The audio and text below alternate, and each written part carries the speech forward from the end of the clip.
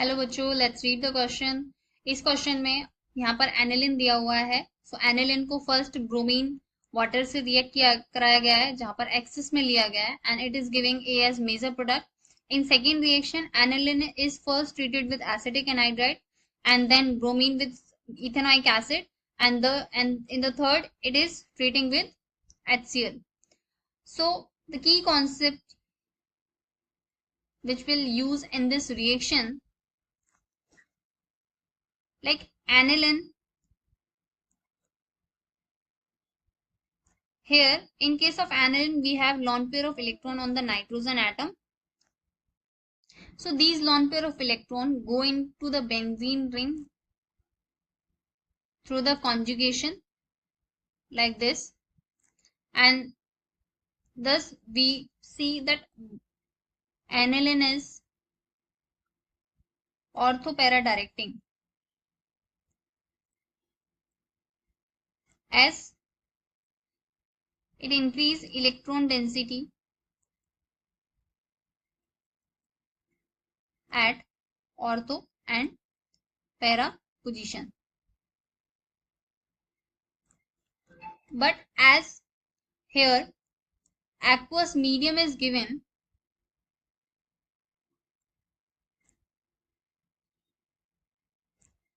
so benzene ring, so aniline we can say वो कैसा हो जाएगा, strongly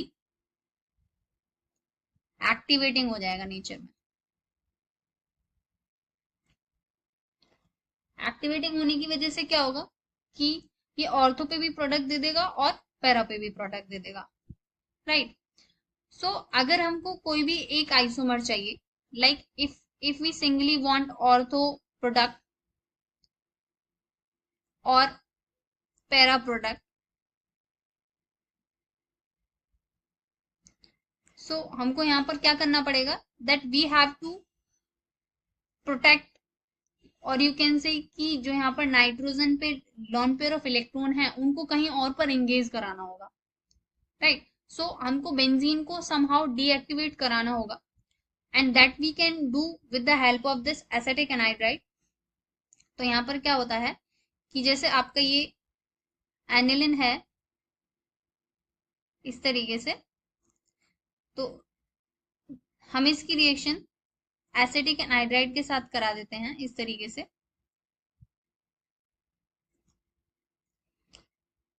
so this react here, this will go up and then again come down, और ये वापस आपका यहाँ पर OCOCH3 फिर रिमूव हो जाता है।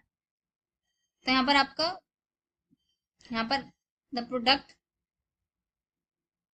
We have is NHCOCH3। अब यहाँ पर जो नाइट्रोजन पे लॉन पेयर ऑफ इलेक्ट्रॉन है, पहले तो वो फुली कॉन्जुगेशन में जा रहे थे विद द बेंजीन रिंग।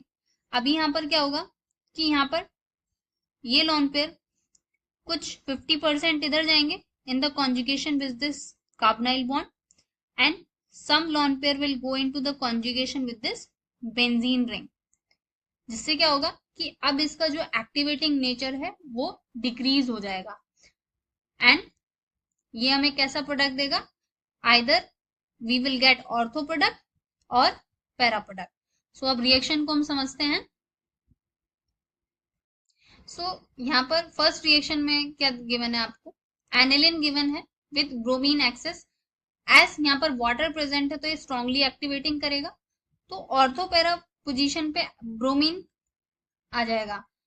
तो इस केस में आपका जो फर्स्ट रिएक्शन है उसमें ब्रोमीन ऑर्थो पोजीशन पे भी लगेगा और पैरा पे भी, ट्राई सब्स्टिट्यूटेड प्रोडक्ट मिलेगा।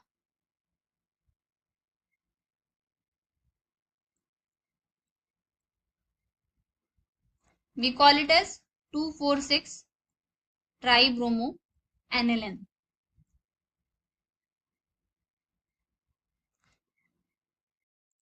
सेकेंड केस में aniline first react with acetic anhydride, so it will form this compound, तो यहाँ पर क्या मिलेगा, NHCOCH3। Now it is less activating, तो ये क्या करेगा आपका, या तो ऑर्थो प्रोडक्ट देगा या पैरा प्रोडक्ट देगा, राइट।